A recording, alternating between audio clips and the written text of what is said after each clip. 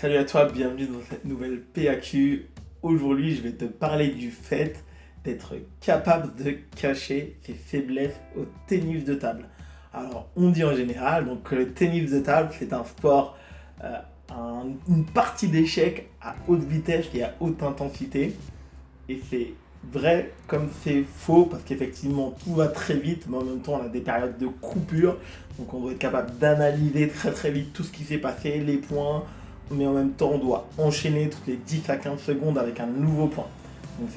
Donc, dans un premier élément, effectivement, ton jeu va toujours comporter certaines forces que tu vas essayer de mettre en place, donc grâce à ta bonne stratégie à l'entraînement, puis en adaptant la tactique en fonction des adversaires que tu auras en face de toi. Et surtout, donc, tu devras être capable de cacher tes faiblesses. Et on peut aller extrêmement loin par rapport à ça. Donc, par exemple, donc moi j'ai un joueur dans mon club donc, qui n'utilise pas son coup droit, donc il fait juste un léger bloc, donc c'est un joueur de niveau départemental, donc tu vois. Et qu'est-ce qu'il fait? Comme il ne joue jamais avec son coup droit, donc pour laisser à croire que c'est un joueur qui est très offensif, après son premier service, dans le zone revers, dès que la balle revient, il prend immédiatement son pivot et il déclenche un très très gros top spin avec le coup droit, donc qu'il la mette sur la table ou pas n'a absolument aucune importance, car l'intérêt est d'imprimer dans l'esprit de l'adversaire que c'est un joueur agressif, offensif avec son coup droit, pour que le joueur oriente ce jeu vers son revers alors que c'est uniquement tout ce qu'il souhaite. Donc tu vois, il a développé cette stratégie sur un point qui ne lui coûte qu'un point mais qui lui fait gagner énormément de matchs. Et si l'adversaire ne réfléchit pas et donc va comme il le souhaite dans son revers et qu'ils sont dans la même zone de classement, ça risque de le mettre en extrême difficulté. Donc tu vois, on peut aller extrêmement loin, même quitte à sacrifier un ou deux points au début d'un match pour mettre en place une tactique, une stratégie dans l'unique but de cacher ses faiblesses. Au lieu de chercher, d'attendre que l'adversaire vienne naturellement dans le revers, il l'oriente mentalement en effectuant cette action, donc en prenant son pivot et en déclenchant quoi qu'il arrive. Donc l'adversaire a l'impression que c'est un joueur qui aime bien utiliser son coup droit et va se précipiter pour lui envoyer le maximum de balles dans son verre, alors que c'est uniquement tout ce qu'il souhaite pour jouer le match et effectuer son tennis de table.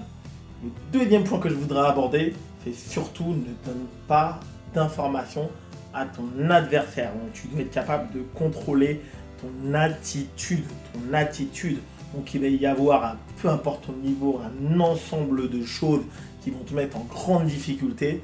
Mais lorsque l'adversaire va venir appuyer là où ça fait mal, tu dois agir de façon extrêmement classique. Si tu commences à fermer les yeux, à te tourner, à te balancer, donc à montrer à ton adversaire et qu'il est observateur, il ne va pas arrêter de recommencer, d'effectuer le placement avec la même vitesse, la même balle, et tu vas enchaîner les pertes de points. Je suis toujours étonné lorsque le joueur en face de moi effectue un service et que je la mets à 10 mètres au-dessus de la table, je rate complètement la remise et le service d'après, il change complètement de service. Donc d'ailleurs, j'en profite pour arriver sur le troisième point.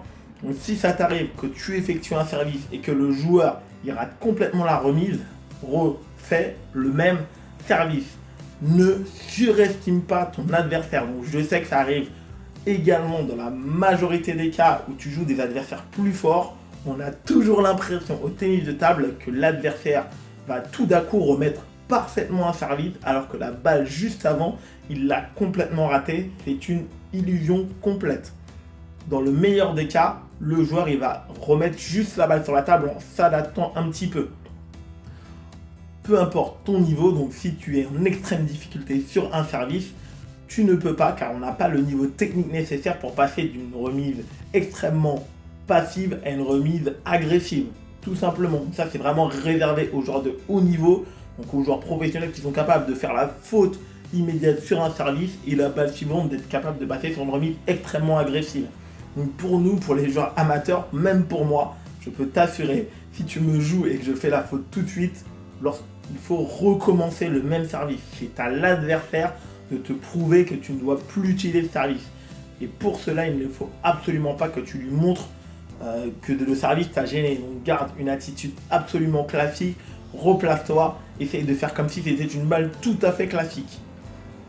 L'objectif à la fin du match, quand tu gagnes le match, c'est que l'adversaire te dise « Je ne savais plus quoi faire pour t'embêter ». Alors que dans le même match, il a plusieurs fois utilisé des balles qui font partie de tes plus grandes faiblesses, mais que tout simplement tu as su lui cacher en adoptant une excellente attitude. Donc là, tu vas voir que tu vas être capable de cacher tes grosses faiblesses à tes adversaires et c'est ça qui est hyper important.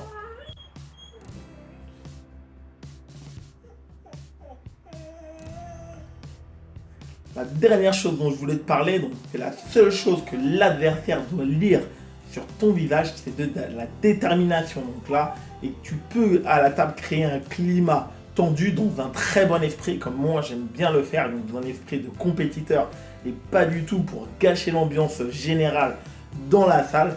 C'est ce qui va notamment concourir à ce que ton adversaire prenne de très mauvaises décisions en retour de service, donc toi comme moi, car tu l'auras mis énormément sous pression en t'encourageant, en fronçant les sourcils, en lui montrant que chaque balle qu'il va jouer, chaque point sera très très difficile à gagner. Si tu es capable de transmettre cela à ton adversaire continuellement, c'est peut-être déjà arrivé que tu vois un service qui te paraît complètement banal, que le joueur a réalisé tout au long d'un set, mais qu'à la fin, l'adversaire tente quelque chose d'extrêmement dur en retour de service. C'est tout simplement car l'adversaire a instauré un climat et a exécuté également des enchaînements avec énormément de justesse, et donc l'adversaire se retrouvant sous pression, il a tenté quelque chose de trop compliqué pour lui techniquement parce qu'il a instauré le bon climat à la table. Mets-moi un énorme like si tu as appris quelque chose dans cette vidéo. Abonne-toi si ce n'est pas encore fait. Je te souhaite un excellent entraînement et ciao!